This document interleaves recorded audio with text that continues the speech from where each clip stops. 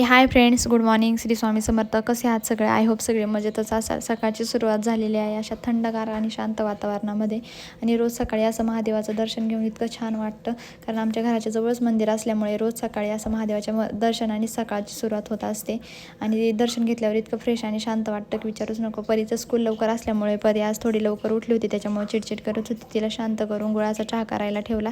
या सकाळ सकाळ मस्त असा गुळाचा चहा प्यायला.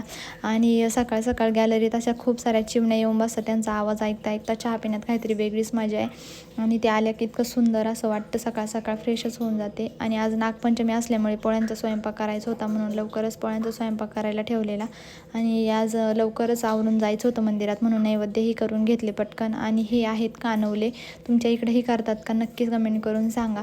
हे नागपंचमीच्या दिवशी आमच्या इकडे केले जातात नैवेद्यावर ठेवायला. आणि त्यानंतर रेडी झाली आणि थोडीशी क्रील वगैरे काढून शायनिंगही मारून घेतली. कसं वाटतं लुक नक्की कमेंट करून सांगा. आणि मग गावात गेल्यानंतर खूप सारी गर्दी होती मंदिरामध्ये.